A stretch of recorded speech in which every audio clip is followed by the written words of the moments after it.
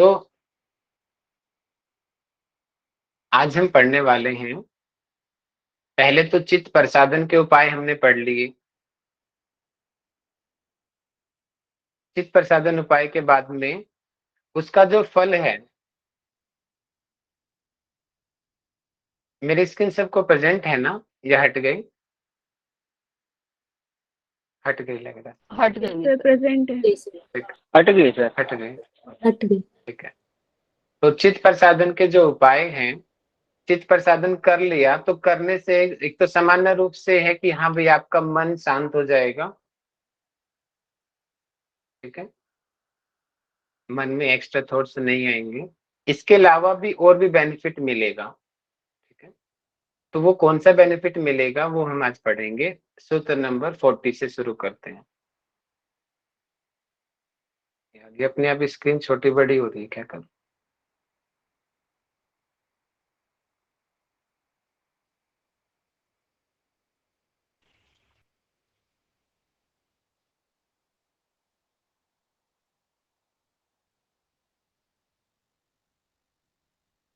Yes,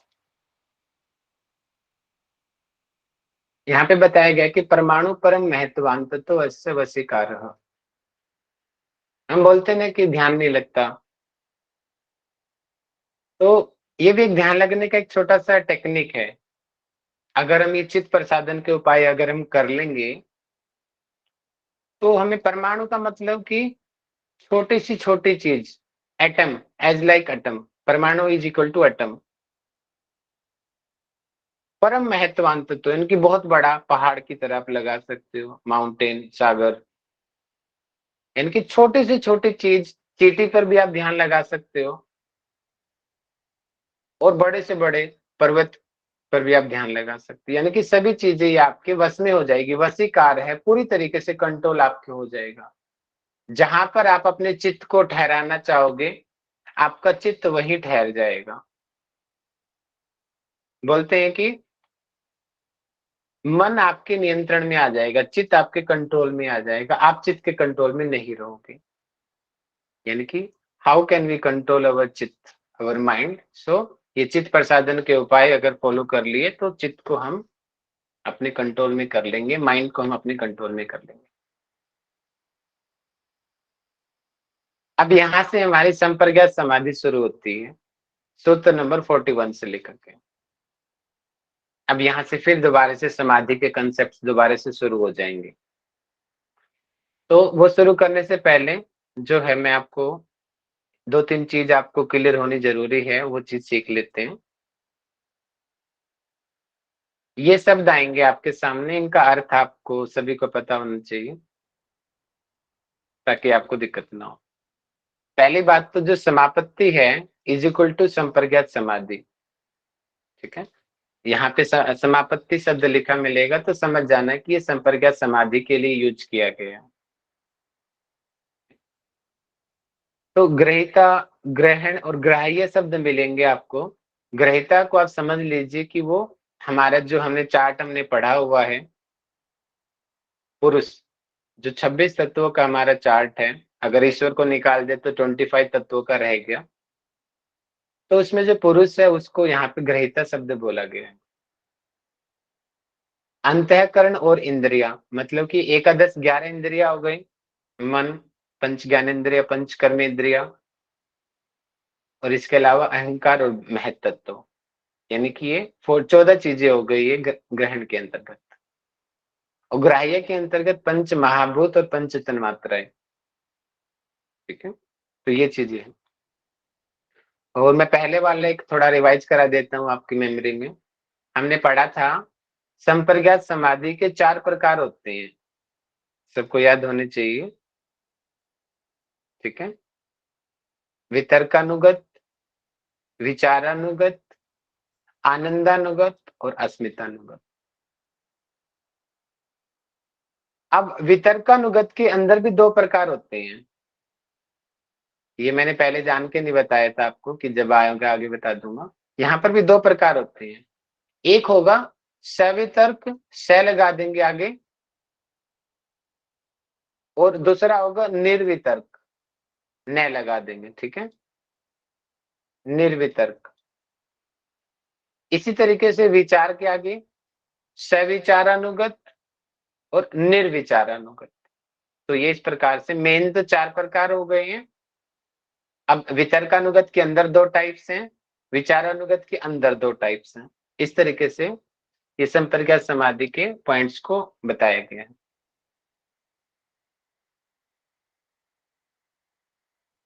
और आगे शब्द आएगा आपका, यानी कि ये 3 चीजें आएंगी, शब्द, अर्थ और ज्ञान। ठीक है? जैसे अगर मैंने बोला शब्द, गाय का बोला मैंने गो, तो एक गो एक शब्द है। ठीक है? आपके मन में एक वर्बली आ जाएगी, इस तरीके से मात्रा है, ग लिखा जाएगा, ऊपर औ होगा, गऊ।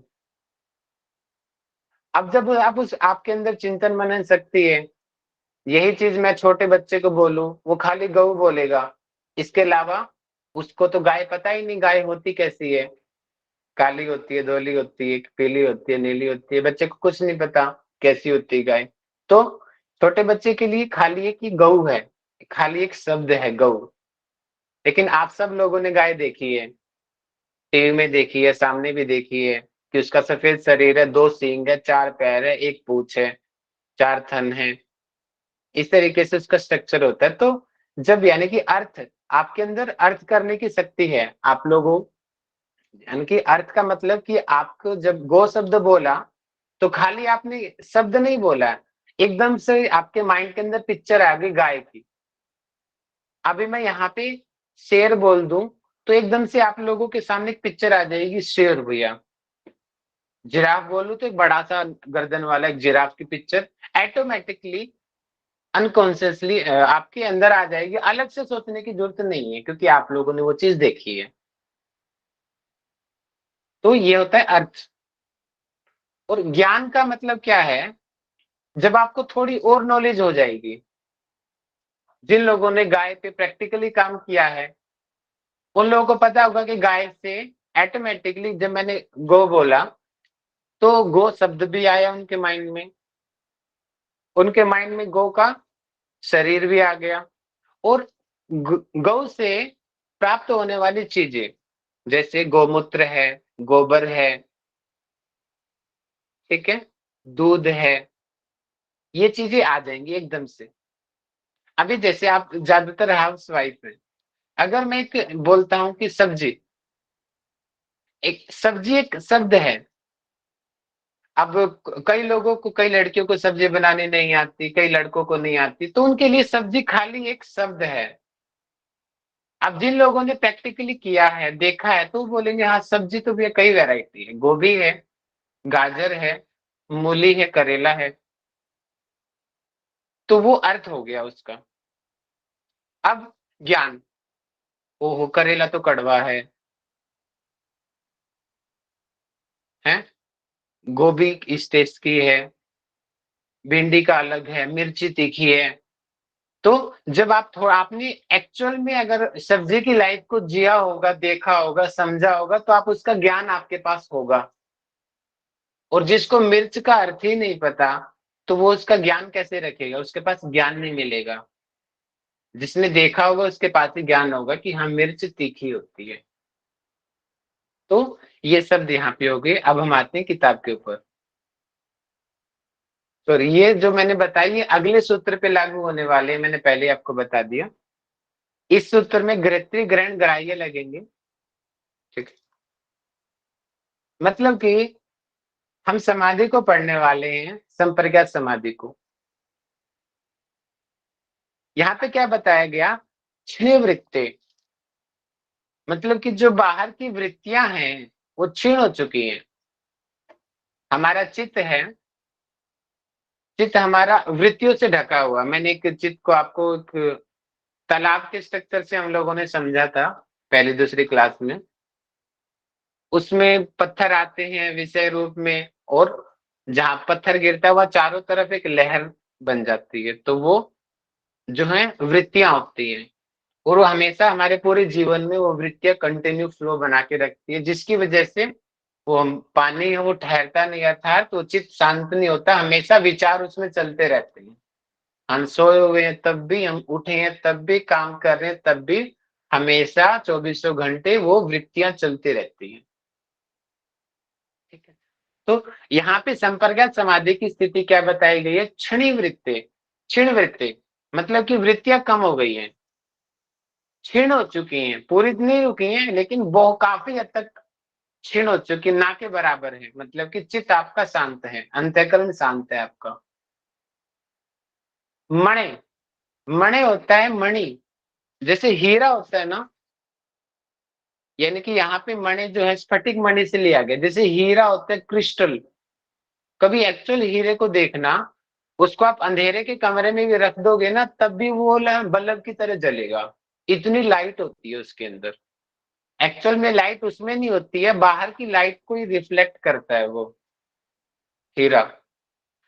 इतना प्लेन, इतना साफ कलर का होता है स्फटिक मणि। अगर उसके आसपास आप रेड कलर ले आओगे तो रेड कलर का दिखने लग जाएगा, ब्लैक कलर ले आओगे तो ब्लैक कलर का दिखने लगेगा। और सामान्य रूप से समझने के लिए आप अपने स्पेक्स से लीजिए। अगर स्पेक्स है, स्पेक्स में आपके व्हाइट है, अगर यहाँ पे मैं ब्लू कलर का स्पेक्स होते हैं कई बाइक पे पहनते हैं तो हमें आसपास का सारा एनवायरनमेंट ब्लू दिखता है। ब्लैक पहन लेते हैं सनग्लासेस तो आसपास का ब्लैक ब्लैक दिखने लग जाता है। यानी कि यही है, इसी तरीके से मणि है। मणि आप यहाँ पे हमारी आंखों को लगा लीजिए और इसके ऊपर ये वृत्तियां हैं, स्फटिक मणि। हम बिल्कुल क्रिस्टल नुमा है हमारी आंखें, जो भी कलर लेके आएंगे हमारे ऑटोमेटिकली उसी रूप में हो जाएगा। हम देखेंगे भैया पूरा इन्वायरमेंट पीला पीला दिखाई दे रहा है, एक्चुअल में इन्वायरमेंट पीला नहीं है, वो पीला कलर है उस क्रिस्टल के ऊपर, हमारे स्पेक्स के ऊपर। ठीक इसी तरीके से हमारा जो अंतःकरण होता है वो पूरा का पूरा क्लीन होता है, हीरे की तरह, स्फटिक मणि की तरह बिल्कुल साफ होता है। जैसे छोटा बच्चा छल कपट से विहीन होता है ना, कोई छल कपट नहीं होता छोटे बच्चे के अंदर, ऐसे ही हमारा चित्त होता है, उसको पता ही नहीं है छल कपट है क्या। तो लेकिन जैसे जैसे संस्कार उसमें आते हैं, जैसे जैसे वृत्तियां आती, जैसे बच्चा बड़ा हो रहा है अब उसको छल कपट पता लगने लग गया, वो सोच समझ के बातें बोलता है, झूठ भी बोलता है, सच भी बोलता है, ऊंचा बोलता है, रोता है, इमोशनल होता है। ठीक ऐसे ही जो हमारी स्फटिक मणि है, वो वृत्तियों के हिसाब से उसके ऊपर आवरण छा जाता है। यहाँ पे उसी चीज की बात गई है, जो आवरण जो छाया हुआ है हमारे चित्त के ऊपर वो क्षीण हो गया, वो कम हो गया।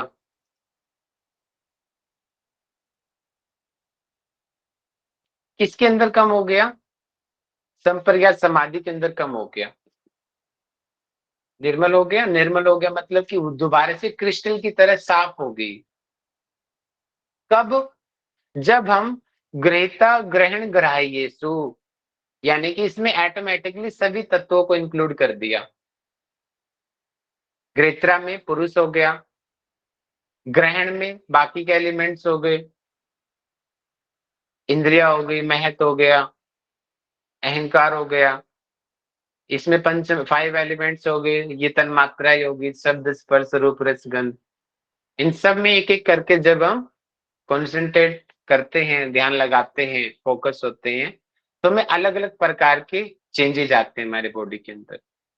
जैसे हमने यहाँ पे हमने देखा था स्लाइड में कि अगर हम वितर्कानुगत अगर हमें करना है तो फाइव एलिमेंट्स पे हम फोकस करेंगे। फाइव एलिमेंट्स पे फोकस करेंगे तो उस समाधि को हम वितर्कानुगत संप्रज्ञात समाधि बोलते हैं। वहीं पे हम पंच तन्मात्रा के ऊपर एकाग्रता लगाते हैं तो उसको विचारानुगत संप्रज्ञात समाधि बोलते हैं। और वहीं पे हम इंद्रियों के ऊपर और अंतःकरण के ऊपर हम एकाग्रता लगाते हैं तो उसको आनंदानुगत संप्रज्ञात समाधि कहते हैं। ठीक है। इसी तरीके से जीवात्मा के ऊपर हम फोकस करते हैं तो उसको अस्मितानुगत संप्रज्ञात समाधि बोलते हैं। ठीक उसी कंसेप्ट को लेकर के यहाँ पे बातें बताई गई। इसी तरीके से अलग अलग जगह पे हमें ध्यान लगाना है, वो सारी की सारी संप्रज्ञात समाधि के अंतर्गत आएंगी। अब अलग-अलग तत्वों पे लगाएँगे उसके हिसाब से फिर वो सब डिवाइड हो जाएगी। जैसे अभी हमने बोला कि पंचमहाभूत पे वितर्कानुगत, सूक्ष्म तन्मात्राओं पे विचारानुगत, इंद्रियों के ऊपर लगाया तो आनंदानुगत, और वहीं पे हमने आत्मा के ऊपर लगाया तो अस्मितानुगत संप्रज्ञात समाधि। आगे बढ़ते हैं सूत्र नंबर 42 के ऊपर। सर एक बार इसको एक शब्द में, मतलब जैसे 2 लाइन में अगर थोड़ा-सा एक बार दोबारा एक्सप्लेन कर दो प्लीज़। संप्रज्ञात समाधि जो है, जब हमारे क्षीण वृत्ति अभिजात से, जब हमारी जो है चित्त की वृत्तियां क्षीण हो जाती हैं, तो हमारा चित्त एक तरीके से क्रिस्टल की तरह साफ हो जाता है। और जब वो क्रिस्टल की तरह साफ होगा तो जहां चाहेंगे वहीं पे हम एकाग्र हो सकते हैं। आप पंच महाभूत में टिकाना चाहोगे तो वहां टिक जाएगा, इंद्रियों पे टिकाना चाहोगे तो वहां टिक जाएगा। ठीक है। सर जी सर। सर मैं एक आस्क यू वन क्वेश्चन।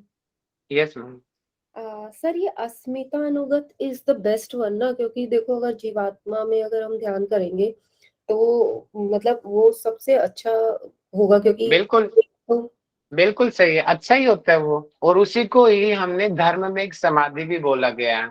आप पिछले लेक्चर सुनोगे तब आपको पता चल जाएगा। Okay done. लेकिन ये हमारा फोर्थ फ्लोर है, डायरेक्ट फोर्थ फ्लोर पे कभी नहीं जाते, गिर जाओगे, अच्छा जा ही स्टेप। नहीं पाओगे। स्टेप बाय स्टेप हमेशा पहले फर्स्ट फर्स्ट फ्लोर पे जाना है तो पहले फर्स्ट फ्लोर क्रॉस करना ही पड़ेगा, जा ही नहीं सकते हो डायरेक्ट। पर सर कई जगह है जो मतलब टाइप्स ऑफ मेडिटेशन जो लोग करवाते हैं, आई हैव सीन, जैसे विपश्यना में तो वो सीधा ही आपके शरीर और उस पे संवेदनाओं पे लेके जाते हैं, और उसमें आपको कुछ ऐसा स्थूल वगैरह कुछ नहीं करवाते हैं, वो बिल्कुल सूक्ष्म में लेके जाते हैं, तो इसका वो मतलब क्या? डेंजरस होता है और ऐसी मेडिटेशन कभी करनी भी नहीं चाहिए। हमेशा स्टेप्स को फॉलो करते हुए अगर जाएंगे तो लंबे टाइम तक टिकेंगे, नहीं तो डायरेक्ट पहुंच भी गए तो आपका लॉस होएगा बहुत बड़ा। Okay thank you. हमेशा सर स्टेप्स को फॉलो करना। सर जो इस वाले जी श्लोक में जो मैं जितना समझी हूँ, क्या वो सही है कि इसमें जो हमारे ग्रहण और ग्राह्य हैं, मतलब ग्रहण जो हमारे अंतःकरण हो गई, और जो ग्राह्य पंच महाभूत जो हमारे होते हैं, जब वो हमारे ग्रहिता मीन्स पुरुष में तदाकार हो जाते हैं तभी हमारी संप्रज्ञात समाधि लगती है, यही मतलब ऐसा ही कुछ है आपने बताया अभी। पुरुष में पुरुष का अलग हो गया ना मैडम, यानी कि हम आप इसको सामान्य लगा लीजिए, आपको मैंने ध्यान लगाने के लिए बोल दिया। ठीक है। अभी एक तो आपने गाय के ऊपर ध्यान लगाया तो गाय किस में आएगी, पंच महाभूत में आएगी ना वो। जी और वहीं पे मैंने गौ का अर्थ आपको खाली अर्थ के ऊपर आपको लगाया। ठीक है, खाली साउंड के ऊपर आपको लगाया तो वो हमारी तन्मात्राओं में आ जाएगी। जी वहीं पे एक फीलिंग, क्या फीलिंग होती है वहां पे, वो इंद्रियों में आ जाएगी। उसी चीज में फीलिंग के ऊपर हम ध्यान लगा रहे हैं, उसी चीज में हम भूलते जा रहे हैं। और फोर्थ पुरुष वाली स्टेज में तो हम भूल ही जाएंगे हम कर क्या रहे हैं, हमें खुद ही नहीं पता होगा हम क्या कर रहे होते हैं, बस ये पता होता है हम कुछ ना कुछ कर रहे हैं बस, ये मतलब है। ठीक है। Sir is there any mention कि हमें स्टेप वाइज ही ध्यान पे करना चाहिए, ध्यान पे जाना चाहिए? बिल्कुल कॉमन सी बात है, बिल्कुल स्टेप से फॉलो करोगे तभी हमें लक्ष्य मिलता है, नहीं तो लक्ष्य से गिर जाएंगे। डायरेक्ट कभी ध्यान नहीं होता है, कभी कोई चीज डायरेक्ट हो ही नहीं सकती। डायरेक्ट पीएचडी कर लोगे क्या आप, कभी नहीं होगी पीएचडी। पता है पीएचडी अच्छी होती है, रिसर्च अच्छी होती है, लेकिन उसके लिए ग्रेजुएशन मास्टर नेट ये चीजें करनी पड़ेगी ना। अगर बिना इन चीजों के जाओगे तो पीएचडी में आ भी गए तो टिक नहीं पाओगे। जी बहुत सर। सारे लोग देखे मैंने, पीएचडी में एडमिशन हो गया ड्रॉप कर गए, टिक ही नहीं पाए क्योंकि वो तैयारी नहीं किया। बिना मास्टर के आप कैसे पीएचडी कर लोगे। जी सर। सर वही, जब तक अनुभव नहीं लेंगे तब तक बढ़ेंगे कैसे? हाँ वही है, जब आपने एबीसीडी सीखी नहीं है और डायरेक्ट आप ऐसे कैसे लिख दोगे, कभी नहीं लिख सकते, पहले एबीसीडी सीखनी पड़ेगी। ओके, नेक्स्ट आ गई है हमारी 41। तत्र शब्दार्थ ज्ञान विकल्प ही संकीर्णा सवितर्क समापत्ति ही। ठीक है, यानी कि हमने शब्द को पढ़ लिया, मैंने गाय का बताया है, खाली गो एक शब्द है। अर्थ, हमने अर्थ में उसका एक शरीर हमारे सामने आ गया है। ज्ञान, ज्ञान में उससे हमारी चीजें क्या क्या चीजें हमें उससे मिलती है, वो ज्ञान भी आ गया। जब इस तरीके की सारी चीजें हमारे अंदर घटित हो रही है, ठीक है, समाधि के दौरान, तो उसको हम बेसिक लेवल की हम बोलते हैं सवितर्क संप्रज्ञात समाधि। जब हम ध्यान कर रहे हैं और ध्यान करते हुए हमें पता चल रहा है कि शब्दों का भी पता चल रहा है, अर्थ का भी पता चल रहा है और ज्ञान का भी पता चल रहा है। अगर हमें ऐसी फीलिंग आ रही है, सब चीजें हमें याद भी है, हमें ध्यान से अगर हम उठ जाते हैं, तो आप समझ जाइए हम जो हैं सवितर्क समाधि के अंतर्गत आप लोगों का लेवल है। ठीक है, और इसी के अंदर जब आपको खाली अर्थ की अनुभूति होगी, मतलब कि आप भी गाय को आप देख तो रहे हो ध्यान के दौरान, ठीक है, लेकिन गाय का शब्द पे आपके ऊपर कोई ध्यान नहीं होगा, और गाय से हमें क्या क्या चीज मिलनी होगी वो ध्यान नहीं होगा हमें, सिर्फ गाय है। जैसे प्रेम में होता है ना ऐसा, कि सिर्फ जो भी है आपका प्रेमी है, प्रेमिका है, या आपका भगवान है, सिर्फ वो भगवान होता है सामने। उसका क्या स्वरूप है, वो काला है, व्हाइट है, वो गंदा है, सुथरा साफ है, कुछ नहीं, बस एक फीलिंग होती है। बस इसके अंदर यहाँ पे अर्थ मात्र, सिर्फ वो फीलिंग रह जाएगी इस समाधि के अंतर्गत। बाकी स्मृति प्रसिद्ध हो पूरी तरीके से भली भांति लुप्त, यानी कि कोई भी मेमोरी नहीं रहेगी। डीप स्लीप की सर कंडीशन भी आवाज आप नहीं बोल आ रहा है। सकते हो। एक तरह से इसको निराकार में कह सकते हैं क्या, निर्विकल्प को? सर आप म्यूट हो। निराकार नहीं बोलेंगे, ये माइंड की स्टेज बोलेंगे इसको सर माइंड की जैसे स्टेज बोलेंगे। जैसे सर जैसे आपने ने हाँ, असमंजस की स्थिति सर। ना डाउट नहीं, डाउट तो है ही नहीं। डाउट है तो मतलब कुछ ना कुछ चीजें याद है आपको। स्मृति तो पूरी शुद्ध हो गई भैया, कुछ भी याद नहीं है, बेहोश हो चुके हो आप, पूरी तरीके से बेहोश। ध्यान भी कर रहे हो लेकिन पता नहीं है क्या।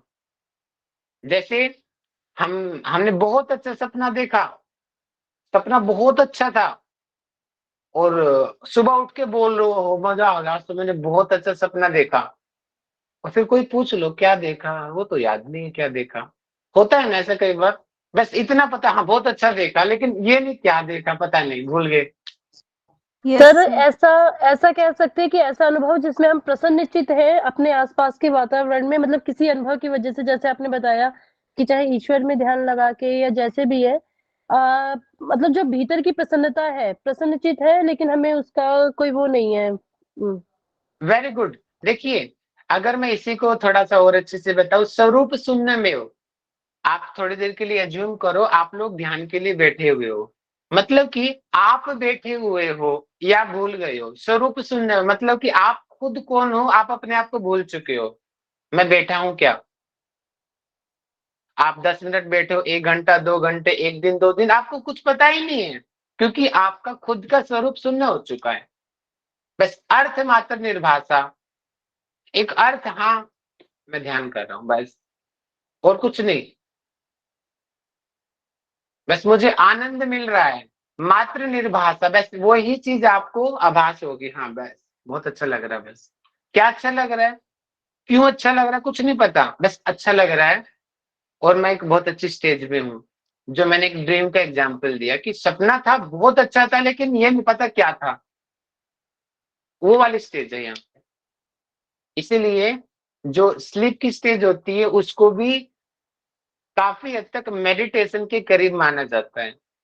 स्लीप बहुत जरूरी है, जो मेडिटेशन नहीं कर पाती तो स्लीप के जरिए वो रिकवरी होती है, क्योंकि स्लीप में हमारे ब्रेन के अंदर अलग अलग वेव्स पैदा होती हैं, alpha waves, beta waves, theta waves, delta waves. जो डेल्टा वेव्स होती हैं उसकी फ्रीक्वेंसी 4 हर्ट्ज से डाउन होती है, तो उसमें सबसे ज्यादा उसको डीप स्लीप की कंडीशन बोला जाता है, that is meditation stage. Sir क्या जो योग डीप, निद्रा को इसमें शामिल कर सकते हैं क्या, योग निद्रा को? अगर आपको, बिल्कुल कर सकते हैं। अगर मैं योग के हिसाब से आपको बताना चाहता हूं तो भी आप ध्यान लीजिए। अभी आप मेरे को सुन रहे हो तो आपके अंदर बीटा वेव्स एक्टिव है, ठीक है। बहुत एकाग्र हो तो अल्फा वेव्स भी एक्टिव है। मन बाहर भटक रहा है तो बीटा वेव्स एक्टिव है। थोड़ा थोड़ा विचार आ रहे हैं अंदर के बाहर के, आप कुछ कुछ सोच पा रहे हो जो मैं बोल रहा हूँ, टास्क आपको तुरंत आप रिस्पॉन्स कर रहे हो मेरी बातों का, तो मतलब थॉट्स प्रोसेस आपके माइंड के अंदर चल रहा है, तो बीटा वेव्स आपके माइंड में एक्टिव है। लेकिन कुछ लोग हैं जिनका बीपी बढ़ा हुआ है, क्लास सुनते सुनते बहुत गुस्सा आ रहा है उन लोगों को, बस जबरदस्ती क्लास में बैठे हुए हैं, कोई कंसंट्रेशन नहीं है, तो गामा वेव्स उनके माइंड में एक्टिव है। अब कई लोग बोर हो जाते हैं, तो सर तो बकवास करते रहते हैं, क्लास में कहानियां सुनाते रहते हैं, उबासी आती रहती है, तो उनके माइंड में थीटा वेव्स एक्टिव है, ठीक है। और पूरा ही सो गए हैं हमारी पूजा मैडम की तरह, और कुछ पता ही नहीं, 2 घंटे क्लास चल रही है और क्लास कब शुरू हुई कब खत्म हुई कुछ नहीं पता, इनकी इतनी डीप स्लीप के अंदर जा चुके हैं वो लोग, तो मतलब कि डेल्टा वेव्स उनके अंदर है। अब अगर आसनों के साथ में कंपेयर करता हूं तो आप लगाइए, हम नॉर्मल आसन कर रहे हैं तो अल्फा वेव्स और बीटा वेव्स हमारे माइंड में है। जब हम शवासन कर रहे हैं तो अल्फा वेव्स काफी हावी हो चुकी हैं आपके माइंड पे, ठीक है। अगर आप योग निद्रा वाली कंडीशन में आ गए तो डेल्टा वेव्स, डेल्टा और alpha waves, mainly delta waves बोलेंगे, वो एक्टिव हो गई आपके माइंड में। और आप मेडिटेशन की कंडीशन में चले गए, डीप मेडिटेशन की कंडीशन में, तो वहां पे आएगा डेल्टा, थीटा हो गया, थीटा के बाद डेल्टा, यहाँ पे डेल्टा आएगा। योग निद्रा में थीटा वेव्स आएगा, शायद मैंने गलती बोल दिया आपको, योग निद्रा में थीटा वेव्स आएंगी और डीप मेडिटेशन में आपको डेल्टा वेव्स आएंगी माइंड के अंदर, ठीक है। ये अलग हो गया कंसेप्ट, हम वापिस आते हैं अपने टॉपिक के ऊपर, हम भटक जाते हैं टॉपिक से ना। तो हमें सिर्फ अर्थ मात्र निर्भाषा, सिर्फ अर्थ की अनुभूति हो रही है, बाकी हमें कुछ नहीं पता, दैट इज निर्वितर्क संप्रज्ञात समाधि। नेक्स्ट 44 में बताया गया यहाँ पे एक ये व इसी प्रकार। सर सर हाँ एक जी, बार 43 एक्सप्लेन करेंगे सर, समझ नहीं आया मुझे। 43, ओके जी, ठीक है। स्मृति परिसिद्ध हो, मतलब कि आपको कुछ भी याद नहीं है, हो क्या रहा है। जैसे अभी आपने अभी क्लास ली, चलो आपको तो हो गया कि कुछ लोग क्लास में ऐसे बैठे रहते हैं, आराम से बैठे हैं, उनसे पूछो सर ने क्या पढ़ाया, नहीं पता क्या पढ़ाया, कैसा लग रहा है, बहुत अच्छा लग रहा है, बहुत अच्छा लग रहा है सर, बहुत अच्छा पढ़ा रहे हैं। वही अर्थ मात्र, सिर्फ उनको अच्छा लग रहा है, पता नहीं है हो क्या रहा है। हाँ बहुत अच्छा है, बहुत अच्छी फीलिंग आ रही है सर, आप कंटिन्यू पढ़ाते रहो सर, आपको सुनना में बहुत अच्छा लगता है, बस समझ कुछ नहीं आ रहा उनको, याद कुछ नहीं है, तो वो आप समझ जाइए वो निर्वितर्क संप्रज्ञात समाधि, इनडायरेक्टली आप लोग उस फोकस में उसमें हो, ठीक है। कई लोग हैं इस क्लास में, उनको सुनना ही अच्छा लगता है और इसीलिए शायद वो क्लास में आते हैं, ठीक है। अपने आप का स्वरूप जीरो हो जाना, सिर्फ फीलिंग रह जाना कि अच्छा है बुरी फीलिंग है, ठीक है, उसको निर्वितर्क संप्रज्ञात समाधि बोलते हैं, ठीक है जी। तो आगे बताया गया कि एक ये वे सविचारा निर्विचारा से सूक्ष्म विषय व्याख्या था। अब हमने वितर्कानुगत पढ़ लिया, ठीक है। अब यहाँ पे आएगा विचारानुगत, और हमने पता था कि विचारानुगत जो है वो हमारी तन्मात्राओं पर की जाती है, और वितर्कानुगत हमारी पंच महाभूत पे करते हैं। ये चीज तो आपको क्लियर होगी, पहले मैं कई बार रिपीट कर चुका हूँ इस बातों को, कि वितर्कानुगत पंच महाभूतों पर होती है, और विचारानुगत जो है वो पंच तन्मात्राओं पर होती है। सेम फॉर्मूला, अगर आपको शब्द अर्थ और ज्ञान की अनुभूति हो रही है तो वो सविचार, खाली अर्थ की अनुभूति हो रही है तो निर्विचार। सेम चीज। वैसे यहाँ पे सूक्ष्म विषया, ऊपर 5 एलिमेंट्स थे और यहाँ पे सूक्ष्म विषय तन्मात्राएं हैं, वैसे ये फर्क है, बाकी सारी चीजें सेम। सर सविचार में मेरे विचार से देखिए आपको क्या दिक्कत है, सभी तर्क समझ आया?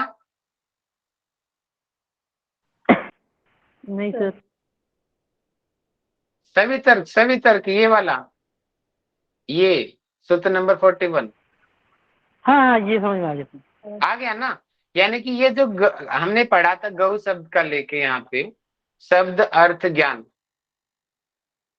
ये 5 एलिमेंट्स के ऊपर किया। यहीं पे मैं बोलूं सुगंध के ऊपर ध्यान लगाओ, तो गंध क्या है? गंध तो तन्मात्रा है। तो गंध में वहीं पर हमें शब्द अर्थ और ज्ञान तीनों की अनुभूति हो रही है, तो उसी को हम बोलेंगे सविचार। और उसी गंध में अगर हमें खाली अर्थ अर्थ हो रहा है कि हाँ बहुत अच्छी गंध है, बहुत अच्छा है, तो निर्विचार। क्लियर हुआ कंसेप्ट? Yes sir. मतलब जहाँ वितर्क पर में तीनों का 5 ज्ञान हो एलिमेंट्स। वो सर, जहाँ पर हाँ तीनों का ज्ञान हो वो सविचार, और जहाँ एक का ज्ञान हो वो निर्विचार। हाँ जी, हाँ जी, ठीक है, वेरी गुड।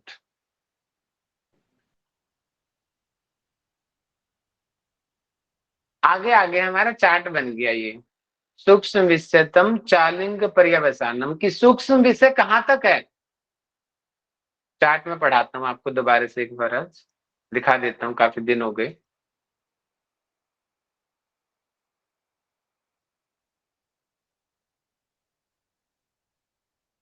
जो हमारे सूक्ष्म विषय हैं 25 एलिमेंट्स है हमारे प्रकृति पुरुष, ये रहा प्रकृति है।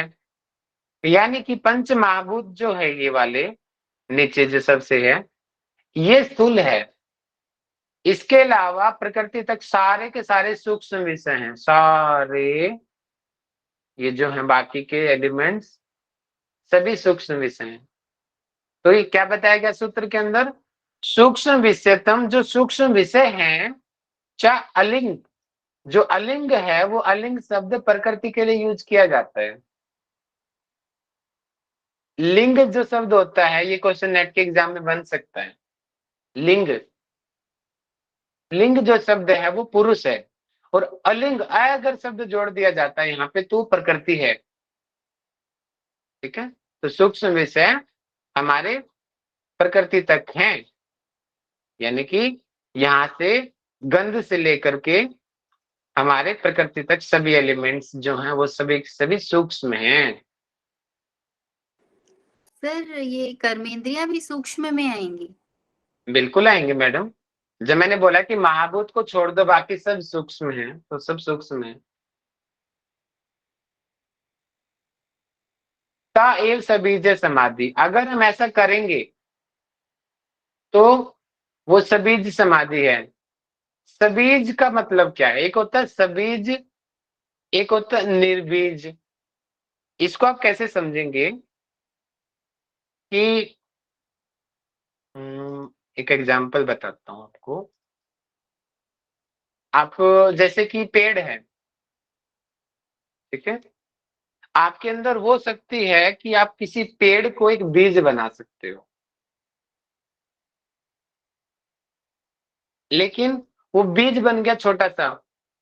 अगर मैं उस बीज को धरती में लगा दूं तो वापस खिल जाएगा, दोबारा से पेड़ बन जाएगा वो कुछ सालों में। मतलब कि अगर हमने योग के द्वारा, साधना के द्वारा, समाधि के द्वारा अपने जो है वृत्तियों को समाप्त कर लिया, संस्कार रह गए, कुछ कर्म रह गए, बिल्कुल से बीज डाउन, बिल्कुल डाउन चले गए हैं, जो पेड़ था हमारा वो छोटा बीज की तरह हो गए हैं, लेकिन कुछ गुण संस्कार हैं।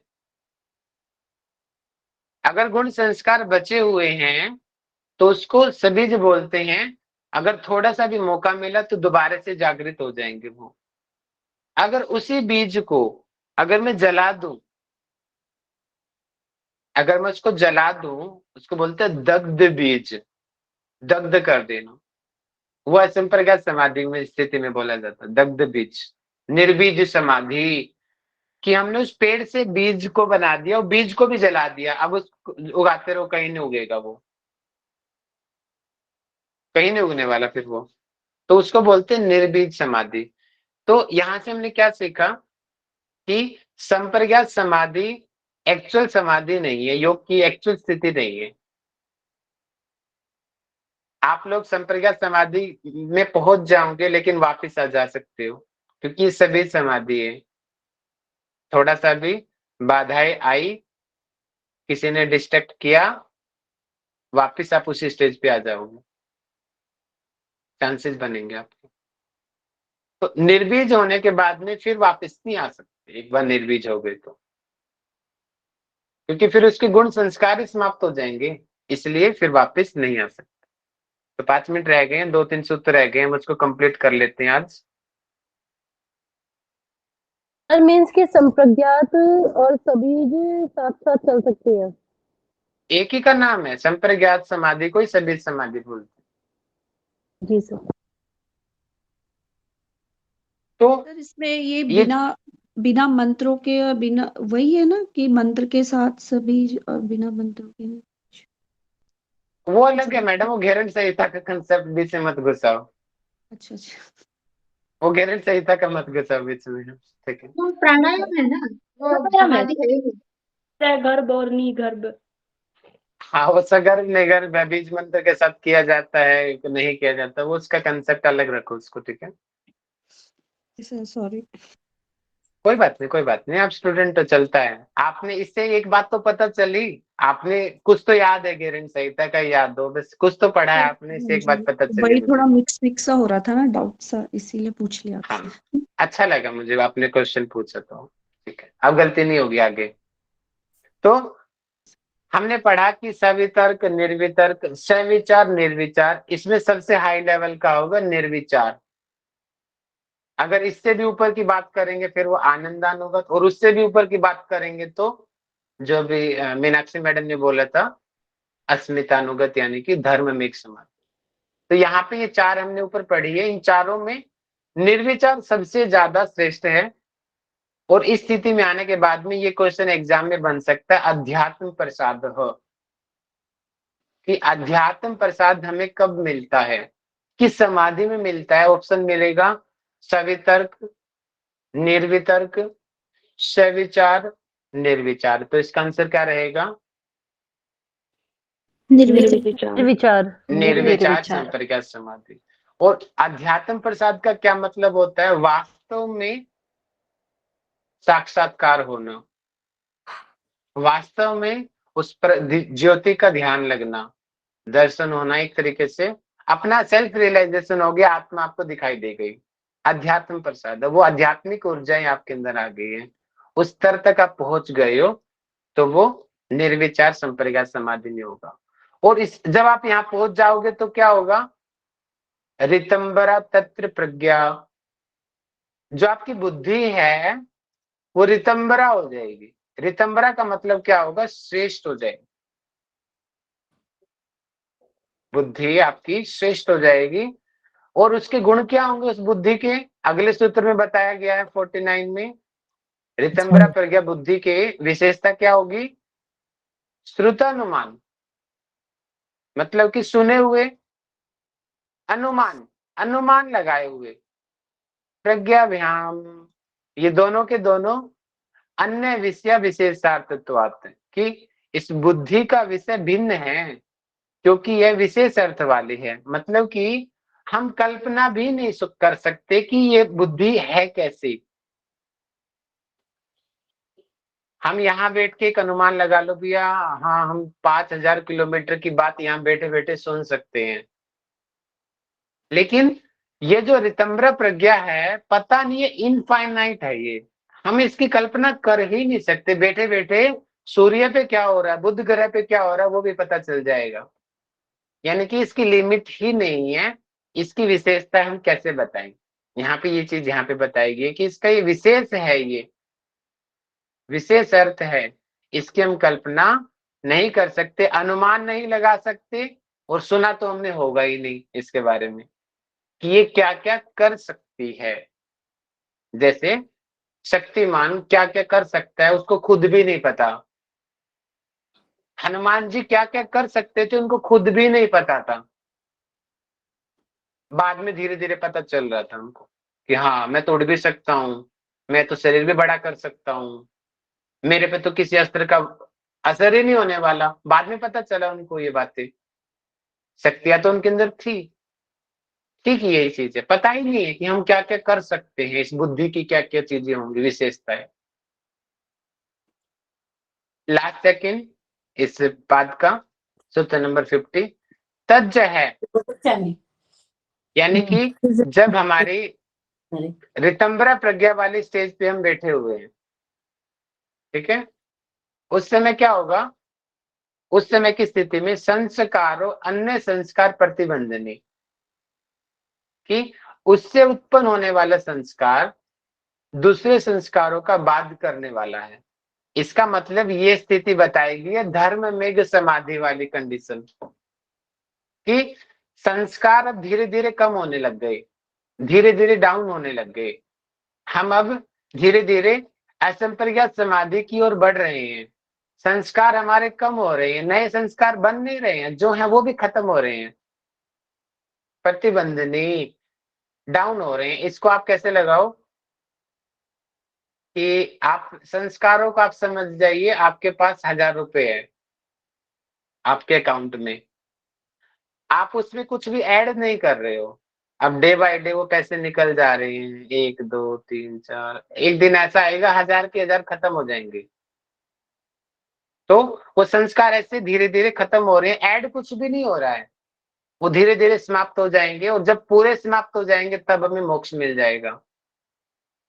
तो लास्ट सूत्र में वही बताया गया है, तस्यापि निरोधे, बाद में हमने उसका भी निरोध कर लिया, सात्विक गुण जो बढ़ा हुआ है, जो थोड़े बहुत संस्कार बचे हैं, अगर हमने वो संस्कार भी समाप्त कर लिए तो हमें निर्बीज समाधि प्राप्त हो जाएगी। और सामान्य रूप से निर्बीज समाधि को ही असंप्रज्ञात समाधि बोला गया है।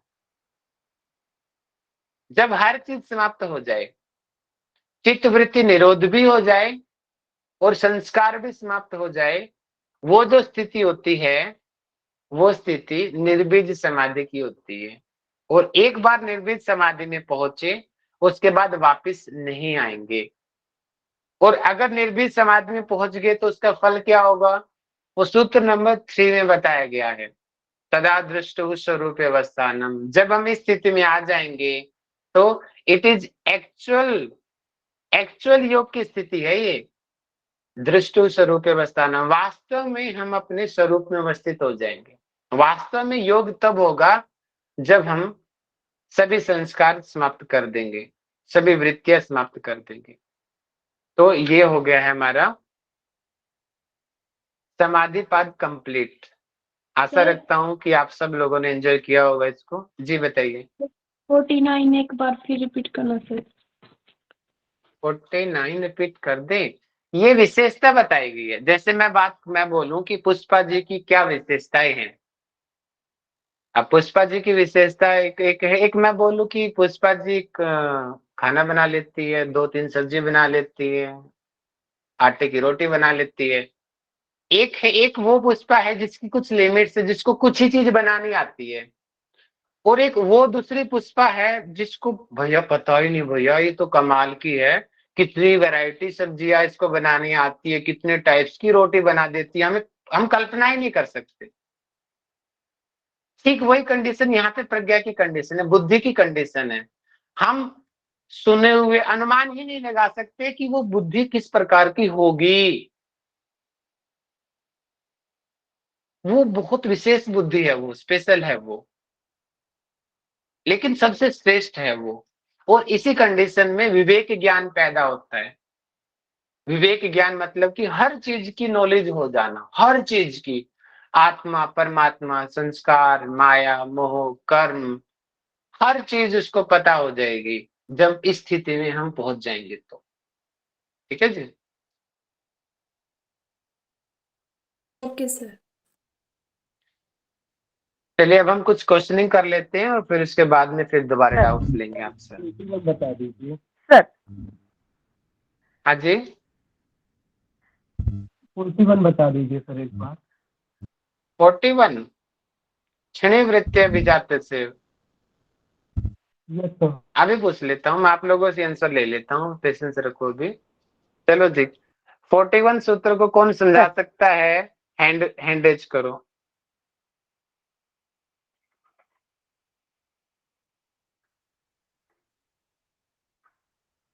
यस, निशा मैडम सामने आई है। और होस्ट के तो कैमरा खोल के आंसर किया करो। जी बताइए।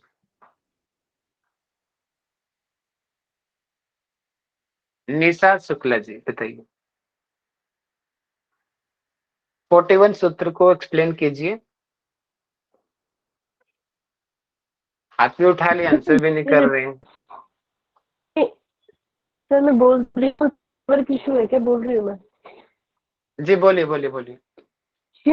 क्षण वृत्ते अभिजात सेव मणि गृहीत ग्रहण ग्राह्य ततस्थ जल प्राप्ति ही। मीन्स कि जैसे जिसमें जो हमारे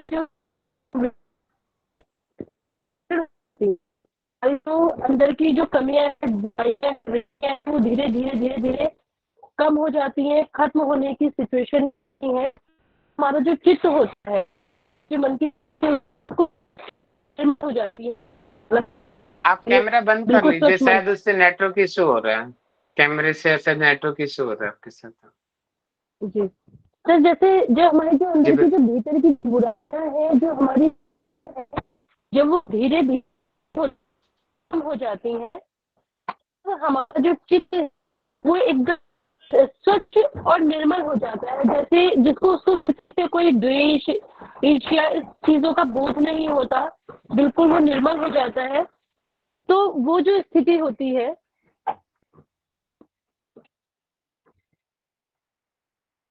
ठीक है जी, ठीक है, आपने अच्छा बताया। बस थोड़ा नेटवर्क इश्यू की वजह से दिक्कतें आ रही है। रश्मि जी से मैं दोबारा सेम क्वेश्चन पूछना चाहूंगा, रश्मि मैडम से।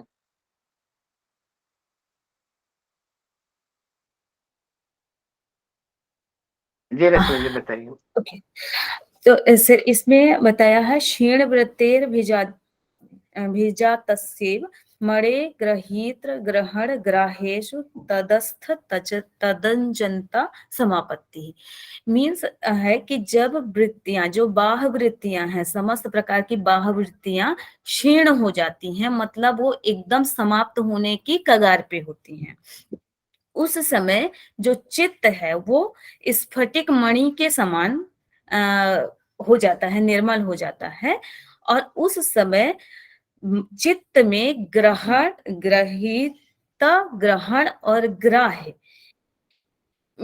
का जो भेद है वो स्थिर हो जाता है, स्थिर हो जाता है। मतलब जो ग्रहण है उस वो जो है ग्रहीत जो है वो, और जो ग्राह्य है, तीनों चीजों का जो भेद है वो मन में स्थिर हो जाता है। उसी पे तदाकार हो जाना ही जो समापत्ति है वो संप्रज्ञात समाधि हो जाती है। हाँ, तो अच्छा बोला, लेकिन थोड़ा सा अब कंफ्यूज हो, मैं आपको क्लियर कर देता हूँ। जी घृत्य सर। ग्रहण ग्राह्य को आप एलिमेंट से समझिए, जी, एलिमेंट से। ठीक तो है, ग्रहीता मीन्स तो जैसे पुरुष, हाँ, तो हम अब ग्रही इसमें क्या होगा, ग्राह्य में हम पंच महाभूतों पे कौन से, यानी कि जब हमारा स्फटिक मणि की तरह हमारी चित्त की स्थिति होगी तो हम जिस पे चाहेंगे वहीं पे कॉन्सेंट्रेट कर सकते हैं, जिस एलिमेंट पे। इस तरीके से समझिए। जी सर, जी हाँ। Very good. ये हो गया हमारा 41। 40 40 हो गया। 41, 42 को कौन समझाएगा? सामने हैंड रेज करो। कंसेप्ट बेस्ड क्वेश्चन है आज के सारे।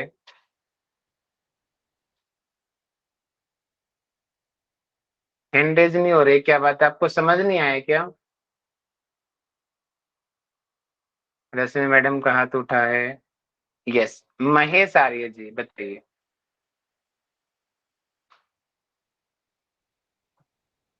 सर जब शब्द अर्थ और जो ज्ञान का जो पता होता है तो वो सभी तरह का समाधि होती है सर। इसमें शब्द का भी और अर्थ का भी और शब्द और अर्थ का भी ज्ञान होता है सर। एग्जाम्पल दीजिए कोई। जैसे कि सर आपने गाय का बताया था सर। जैसे कि शब्द तो होगा मान लो गाय है और अर्थ गाय का शरीर और सॉरी सर अर्थ हाँ गाय का शरीर और ज्ञान उससे जो सब अर्थ उसका करना जो सब पता जो पदार्थ प्राप्त हो रहा है मुझसे गाय से किसी भी घी दूध इस तरह के अर्थ वो है सर। ठीक है, ठीक है, बहुत अच्छा बताया। थोड़ा और अच्छे से बताया जा सकता है। मीनाक्षी जी बताएंगे। जी बताइए मीनाक्षी जी। सर तत्र शब्दार्थ ज्ञान विकल्पे संकीर्णा सविकृता समापत्ति।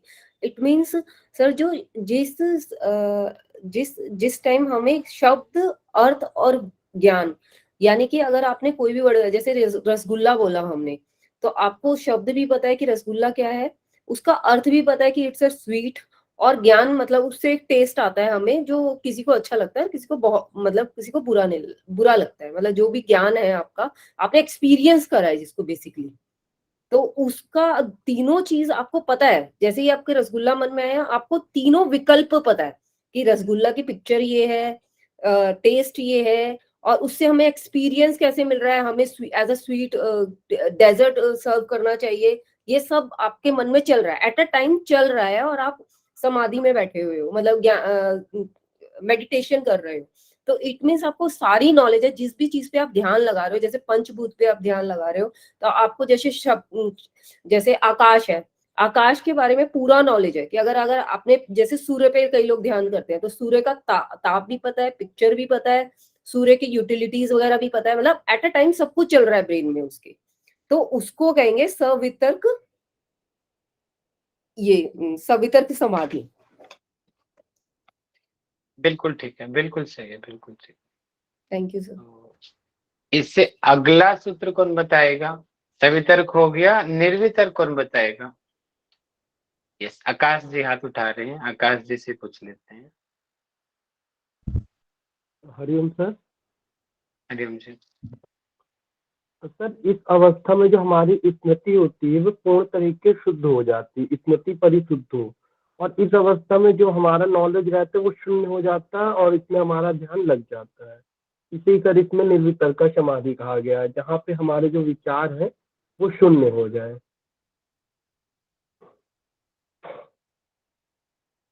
ठीक है। हाँ, और एक्चुअल में हम योग समाधि की डेफिनेशन जब हम पढ़ेंगे ना तीसरे पाद के तीसरे सूत्र में, वहां पर भी सेम डेफिनेशन बताई गई है, तदेव अर्थ मात्र निर्भासम स्वरूप शून्य में व समाधि। दैट इज एक्चुअल समाधि कंडीशन, सिर्फ अर्थ की अनुभूति रह जाना। ठीक है, वेरी गुड, ओके। तो ये हो गया हमारा। अब है हमारा नेक्स्ट में ऋतंबरा प्रज्ञा के बारे में कौन बताएगा? कब ऋतंबरा प्रज्ञा पैदा होती है और उसकी विशेषता क्या है उस प्रज्ञा की? हैंड रेज करें। भैया मैं बताऊं? राधिका मैडम बता रहे हैं। जी राधिका मैडम बताइए। जी भैया, निर्विचार, जब सारे विचार शून्य हो जाएंगे भैया, एक कुछ भी नहीं बचेगा, स्वरूप भी हमारा, बस हमको कुछ है इतना ही ज्ञान होगा, पर क्या है ये भी ज्ञान नहीं होगा, तो आध्यात्म प्रसाद,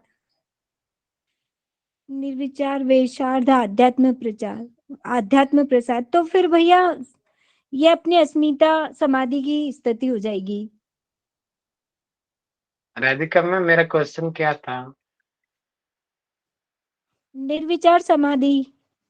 नहीं, मेरा क्वेश्चन था ऋतंबरा प्रज्ञा की विशेषता क्या है और कब जागरण होता है इसका? श्रुतानुमान प्रज्ञा में ऋतंबरा प्रज्ञा भैया वृत्तियां क्षीण हो जाएगी सारी।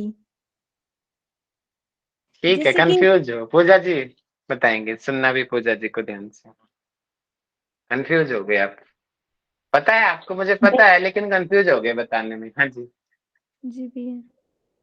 जो ऋतंभरा प्रज्ञा सर, वो वास्तविकता ज्ञान है सर, जो वास्तविक ज्ञान है वही ऋतंभरा प्रज्ञा है। जब सर अध्यात्म प्रसाद में जो वास्तव में जो यानी कि साक्षात्कार हो जाता है निर्विचार समाधि में, जब योगी को वास्तविकता का साक्षात्कार हो जाता है और उसका वास्तविक ज्ञान हो जाता है, तो वो एक ऋतंभरा प्रज्ञा की अवस्था होगी। ठीक है, और उस प्रज्ञा की विशेषता क्या होगी? विशेषता सर, जैसे सर कुछ भी इसमें आ जाएगा, जैसे सुनना, और जैसे अगले श्लोक में दी हुई सर इसकी विशेषता, सुनना और जो अनुमान से होने वाली बुद्धि की अपेक्षा इस बुद्धि का विषय भिन्न है। तो मैंने 2-3 एग्जाम्पल दिए थे, कोई एक एग्जाम्पल बताओ जिससे क्लैरिटी मिल जाए एकदम से। पुष्पा जी का भी एग्जाम्पल मैंने खुद दिया था, बेटे बेटे बताओ क्या था वो। हाँ जी सर, जो आपने एग्जाम्पल दिया था उसके अंदर ये था, जैसे आपने 2 पुष्पा का एग्जाम्पल दिया था, एक पुष्पा जिसको खाने की कुछ ही वैरायटी बनानी आती है, और एक पुष्पा जिसका हम अनुमान ही नहीं लगा सकते कि उनको बहुत सारी चीजें खाने की बनानी आती है, बहुत सारी सब्जियां, बहुत सारी टाइप की रोटियां, इस तरीके से ये एग्जाम्पल दिया था सर आपने इसके अंदर, यानी कि हम हाँ, उसका वेरी अनुमान गुड। नहीं लगा सकते, वो हमारे अनुमान से परे इसी है। तरीके लेकिन से बिल्कुल बढ़िया, कि उसको क्या क्या हम कर सकते हैं हमें पता ही नहीं है, वो अनुमान से परे है वो। इसकी विशेषता इतनी ज्यादा विशेषता है, जैसे हनुमान जी को अपनी शक्तियों को खुद ही नहीं पता था, इसी तरीके से हम अनुमान ही नहीं लगा सकते कि इसकी विशेषता है क्या क्या। बस अनलिमिटेड है, बस इतना पता है। ठीक है, ओके। हाँ जी अब हैंड रेज करेंगे, सबीज समाधि और निर्बीज समाधि में डिफरेंस क्या है? ये कंसेप्ट कौन क्लियर कर सकता है? हैंड रेज करे, देखता हूँ कोई नया बच्चा भी हाथ उठा रहा है क्या? हर बार वही रिपीट हो रहे हैं बच्चे। प्रियंका सिंह बिल्कुल नहीं है, ये कल ही आई थी क्लास में, हाथ उठाया जी। प्रियंका जी सामने आओ। यस सर, जिनको शब्द अर्थ ज्ञान की अनुभूति हो तो वो सविचार में आते हैं, और जिनको केवल अर्थ का अनुभूति हो वो निर्विचार में आते हैं। मैम मैंने सबीज और निर्बीज पूछा है। Sorry sir. आपका आंसर सही है, मेरा क्वेश्चन यस। कुछ और है, लेकिन मैंने पूछा सबीज समाधि और निर्बीज समाधि में क्या डिफरेंस है, मैंने ये बोला।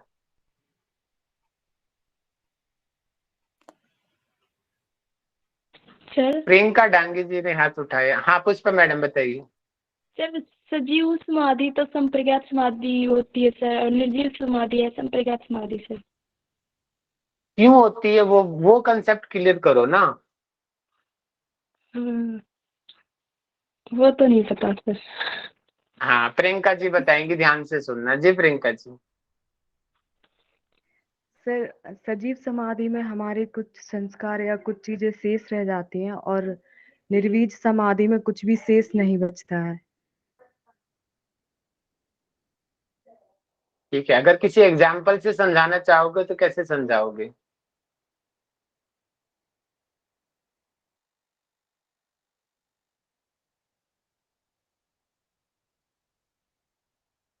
बाकी कोई सर बीज के एग्जाम्पल तो एग्जाम्पल से? सर आप बीज का मैंने एग्जाम्पल दिए थे। भैया अलग मैं बता और कोई नया हाँ सर, एग्जाम्पल आपने बनाओ, नया दिया था एग्जाम्पल सर, बनाओ। दूसरा कोई नहीं आ रहा है। और कोई नया एग्जाम्पल दो, कोई बीज के अलावा, मौज मस्ती वाला हूँ, सबको खुश करने वाला हूँ। कौन देगा? आओ सामने। एनीवन? निर्बीज में आपने एनीवन? अकाउंट का भी एग्जाम्पल दिया था। मैंने क्या दिया था वो नहीं, मैं आप अपनी साइड से कोई नया एग्जाम्पल बताओ। एनीवन, कोई भी। आपको खुद भी एक्सप्लोर करना है, मेरे वर्ड्स पे ही लिमिट नहीं रहना है। मैं आपको सोचना सिखा रहा हूँ, कैसे सोचना है। सोचो, नए नए एग्जाम्पल सोचो। कौन बताएगा? अर्चना जी बताएंगे जी। अर्चना जी। जैसे सर आइसक्रीम का उदाहरण देते तो जैसे आइसक्रीम जब मेल्ट नहीं होता, यानी एक बार मेल्ट हो गया तो खाने में टेस्ट नहीं आता, फिर से हमने उसको एक किया तो खाने में टेस्ट आएगा, यानी ठंडा किया तो फिर टेस्ट लगेगा उसके। लेकिन जब हम बनाने के बाद ये हो गया सबीज, और जैसे उसके बाद में आइसक्रीम का कुछ घटक ही नहीं रहेगा, यानी कुछ उसमें फिर से हमने पानी डाल दिया तो वो फिर से आइसक्रीम का वो जो फ्रीजिंग किया तो फिर से वो आइसक्रीम पे टेस्ट नहीं जाएगी, वैसे वो निर्बीज हो गया। बराबर है हाँ, सर? इसी में मैं बोलूँ कि हाँ, काफी हद तक सही है। इसी में मैं बोलूँ कि हमारे पास आइसक्रीम है, ठीक है, आइसक्रीम चाहे वो पिघल गई है, दोबारा से आइसक्रीम बन सकती है फ्रिज में रख के, तो वो सबीज है। अगर मैंने उसको खा लिया तो पेट से कैसे निकालोगे, निर्बीज हो गया ना वो। या उसमें मैंने दही मिला दी, क्योंकि दही और ये तो बिल्कुल एंटी होगी ना चीज, एंटी होने के बाद तो वो चीज दोबारा से नहीं बन सकती है, तो दैट इज निर्बीज है। वो स्वरूप दोबारा नहीं मिल सकता हमें, तो सर उसको इसमें एक और निर्बीज समाधि एग्जाम्पल दे बोलते हैं। सकते हैं सर, ताजा खाना और बासी खाने का भी एग्जाम्पल दे सकते हैं हम लोग। बिल्कुल दे सकते हैं मैडम, बिल्कुल। और कोई नया सर जो एग्जाम्पल कोई ऋषि देना मुनि चाहता होते हो? थे, हम्म। सर मैं पूछना चाहती, जो ऋषि मुनि होते थे, जो ये अप्सराएं आती थी और उनकी तपस्याएं भंग कर देती थी, तो क्या वो ये सभी समाधि में रहते थे वो? हाँ, सबीज समाधि, ये विभूति पाद में ये आएगी चीजें आपकी, ये विघ्न होते हैं ये सबीज समाधि है। सर बर्फ तभी पे तो भी ले यही तो है सकते हैं, ना बर्फ। बर्थ। हाँ बिल्कुल सही है, आदमी मार दिया, खत्म कर दिया, खत्म कहानी, ना रहेगा सांप ना बजेगी बांसुरी है, ठीक है। बांसुरी बजा के क्या करेगा जब सांप ही नहीं रहेगा, तो वो निर्बीज सांप को ही खत्म कर सर देगा, बांस। ठीक है। ओके, चलिए अब शांति पाठ करते हैं, आज की क्लास ओवर करते हैं। सर कौन कराएगा मेरे आज की? लिए हाँ। सर हम्म। मेरे लिए डेल्टा और वेल्टा थीटा का और एक बार बताते क्या उदाहरण, वो क्या अवस्था में हाँ, रहते हैं, अपना विचार को, अच्छा विचार का सुनो, कौन सा अवस्था रहता है? इसकी इसकी मैंने स्पेशली 4 वीडियो बना रखी है ब्रेन ओके। वेव्स को समझाने के लिए, पूरी 4-4 घंटे की वीडियो है वो, प्रेजेंटेशन के अरे वाह। साथ। यूट्यूब पे डालना राहुल आर्य हाँ साइकोलॉजी या फिर राहुल आर्य स्लीप या ब्रेन वेव्स, ऐसे कर के डालना, 3-4 वीडियो खुल जाएंगे, उन सबको देख लेना और फिर मेरे से ओके क्वेश्चन सर। पूछना, फिर मैं रिस्पॉन्स करूंगा, आगे ब्रेन बताऊंगा तो वेव्स समझ में डालना, आएगा। हाँ हाँ, ब्रेन राहुल वेव्स आर्य डालना, Rahul brain are waves, brain waves. हाँ ओके ब्रेन ओके वेव्स या फिर राहुल आर्य स्लीप। लेक्चर खुलेगा 1 2 3 4 ऐसे करके, वो 1 से ओके सुनना शुरू करना, ठीक है। ओके सर सर, आपके थैंक यू। साइकोलॉजी के भी लेक्चर्स है सर? हाँ मैडम, 2 साल पहले पढ़ाया था, जैसे अभी आज आपको पढ़ा रहा हूँ, वो 2 साल पहले वाले वीडियो है, सुन लेना, ठीक है। सर आपने ये ओके जी। 1.4.3 जो श्लोक है स्वरूप शून्य वाला, उसका कंपेयर किससे करा था? निवृत्त समाधि का एग्जाम्पल बोल रहे हो आप? नहीं, इसका कंपेयर करा था ना आपने कि कहीं और ऐसी डेफिनेशन है स्वरूप हाँ, शून्य वाली? समाधि की जो एक्चुअल डेफिनेशन है ना, साधन विभूति पाद में पहले धारणा आती है, देश बन चित्त से धारणा, उसके बाद तत्र प्रत्येक तांत्य ध्यानम, जो थर्ड सूत्र है तदेव अर्थ मात्र निर्भासम स्वरूप शून्य में समाधि, तो वहां पे यही डेफिनेशन है सेम, थोड़ा सा बस वर्ड्स को आगे पीछे किया वहां पे, ओके सर, थैंक पढ़ के यू। देख लो वहां पे जाके, ठीक है। चलिए शांति पाठ कराइए, कौन कराएगा? सर हमारा भी जो साइकोलॉजी का ये टॉपिक छूटा हुआ है सर, निंद्रा वाला। हाँ छोटा हुआ है वो, मेरी वीडियो से कवर कर लीजिए, या फिर अब समय लगेगा हम करवाएंगे कवर, चिंता मत करो, ठीक है। चलिए बहुत टाइम हो गया, पीछे भी कोई आया हुआ लैब में, तो शांति पाठ प्रियंका जी से चाहूंगा, प्रियंका जी आज अच्छा रिस्पॉन्स कर दिया।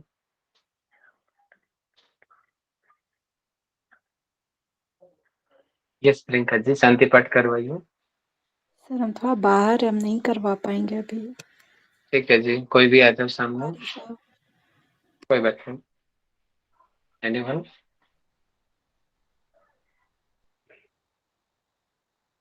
सर मैं करवा दूं? जी करवाइए, आइए जी। सभी कोई सीधे बैठ जाएं, कमर गर्दन सीधी करके।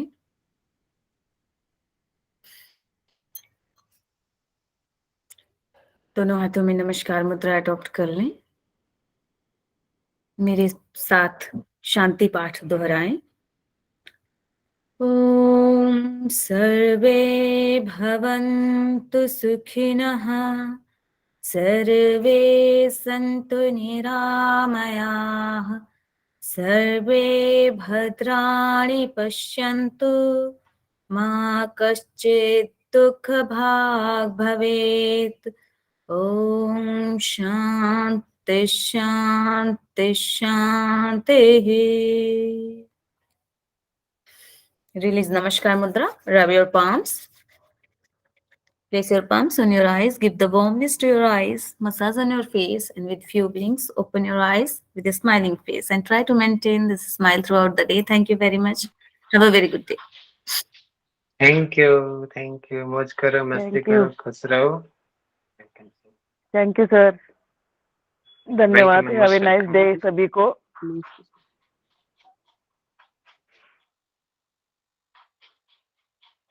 Thank you sir. Hariom sir. Hariom Hariom. Thank you sir sir. कुछ कुछ पॉइंट्स जैसे श्लोक ऐसा वो ना आज हमको थोड़ा कंफ्यूजन हो गया सर। कल थोड़ा समरी के टाइप एक बार सर वापस से रिपीट कर दीजिएगा। कल तो मैं टेस्ट लूंगा, आप रिकॉर्डिंग दोबारा सुन लेना, मैं भी शाम तक अपलोड करवा दूंगा, ठीक है? ओके सर, ठीक है।